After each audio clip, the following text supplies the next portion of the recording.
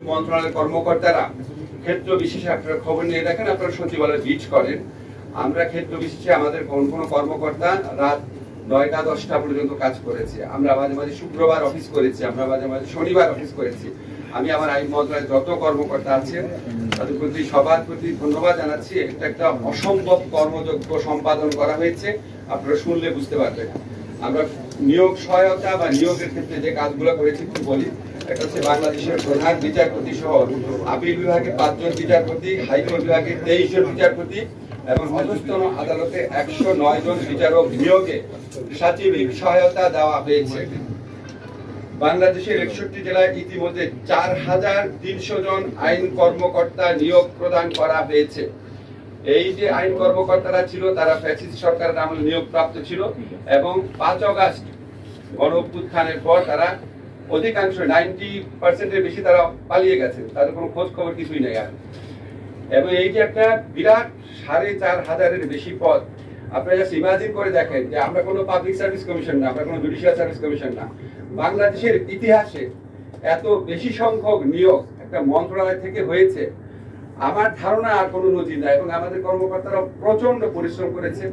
প্রায় 90,000 থেকে 1 লক্ষ আবেদনকে স্ক্রুটিনি করে 4300 জন আইন কর্মকর্তাকে নিয়োগ প্রদান করা হয়েছে গত 3 মাসের মধ্যে। এই নিয়োগের সুফল কি, এটা লাভটা কি? লাভটা হচ্ছে এর ফলে দ্রুততম সময়ে সকল উদ্দেশ্য প্রণোদিত হয়রানিমূলক এবং মিথ্যা মামলা প্রত্যাহার করা সম্ভব হবে। কারণ আপনি জানেন বিগত সরকারের আমলে অনেক মিথ্যা মামলা, গায়েবী মামলা হয়েছে।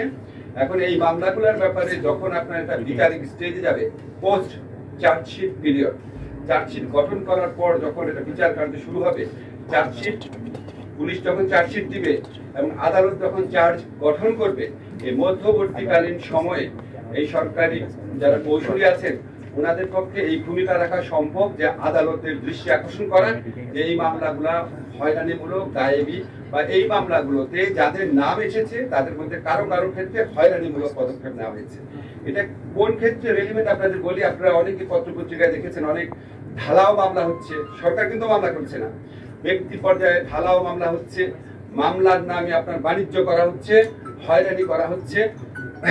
যারা হয়রানির শিকার হচ্ছে, যারা এই মানে শত্রুতামূলক মামলার শিকার হচ্ছে, যাদেরকে আপনার মানে কি বলবার বাণিজ্যিক কারণে যাদের মামলার আসামি করা হয়েছে, তাদের জন্য বিরাট একটা প্রতিকারের সুযোগ সৃষ্টি হবে এই সকল আদালতে সরকারি প্রকৌশলী আপনার রিক্রুট করার মাধ্যমে, আমরা আশা করছি। এছাড়া বর্ডার গার্ড বাংলাদেশে বিস্ফোরক মামলা পরিচালনার জন্য 20 জন স্পেশাল পাবলিক প্রসিকিউটরকে নিয়োগ দেওয়া হয়েছে। আন্তর্জাতিক অপরাধ ট্রাইব্যুনাল পুনর্গঠন করেছে আমরা, এটা আপনারা জানেন, এটা আমাদের অন্যতম প্রধান এজেন্ডা ছিল। এরপর চিফ প্রসিকিউটর সহ 11 জন প্রসিকিউটরকে নিয়োগ প্রদান করা হয়েছে। এছাড়া স্পেশাল প্রসিকিউটরাল অ্যাডভাইজার হিসাবে বিদেশি এবং দেশি বিশেষজ্ঞ পর্যায়ের আইনজীবীরা নিয়োগ প্রাপ্ত হচ্ছেন। বিদেশি যিনি আছেন ওনার নিয়োগপত্র সম্পন্ন হয়েছে আজকে, আপনারা 2-1 দিনের মধ্যে জানবেন। দেশি যিনি আছেন আইন বিশেষজ্ঞ, ওনার একটা প্রসেসের মধ্যে রয়েছে, আশা করি এই সপ্তাহের মধ্যে এটা হয়ে যাবে। এছাড়া অ্যাটর্নি জেনারেল অফিসে 239 জন আইন কর্মকর্তা, অ্যাটর্নি জেনারেল, অতিরিক্ত অ্যাটর্নি জেনারেল, সহকারী attorney general, deputy attorney general, এই 229 জন আইন কর্মকর্তাকে নিয়োগ প্রদান করা হয়েছে। আমরা কিছু আইনগত সংস্কারের কাজ করেছি, তার মধ্যে সবচেয়ে প্রধান যেটা সেটা হচ্ছে আন্তর্জাতিক অপরাধ ট্রাইব্যুনাল অ্যাক্ট যেটা ছিল 1973-তে, সেখানে কিছু কিছু মারাত্মক বিচ্যুতি কথা বিভিন্ন দেশি বিদেশি মানবাধিকার সংগঠনগুলো বলেছিলেন, বিভিন্ন সময়ে আমাদের এখানে সিভিল সোসাইটিও বলেছিলেন। আমরা যখন এটা সংস্কারের উদ্যোগ নিলাম, আমরা চেয়েছি বিচারটা যেন বৈশ্বিক পর্যায়ে, দেশীয় পর্যায়ে গ্রহণযোগ্য হয়, একই সাথে এটার মাধ্যমে যেন সুবিচার নিশ্চিত করা হয়। এই জন্য আমরা ব্যাপক কনসালটেশন করেছি, আপনারা দেখেছেন আমরা ওপেন গোল টেবিল বৈঠক করেছি। এরপর দেশি বিদেশি বিভিন্ন এক্সপার্ট, 3 জন বিদেশি এক্সপার্ট সহ প্রায় কমপক্ষে 20 থেকে 25 জন এক্সপার্টের আমরা ওপিনিয়ন নিয়েছি। আমরা চেষ্টা করেছি একটা অসাধারণ একটা সংশোধনী করার জন্য, যেটা এই বিচারের গুরুত্ব, এই বিচারের আপনার যৌক্তিকতা, বিচারের গ্রহণযোগ্যতা অনেক বাড়িয়ে দিবে।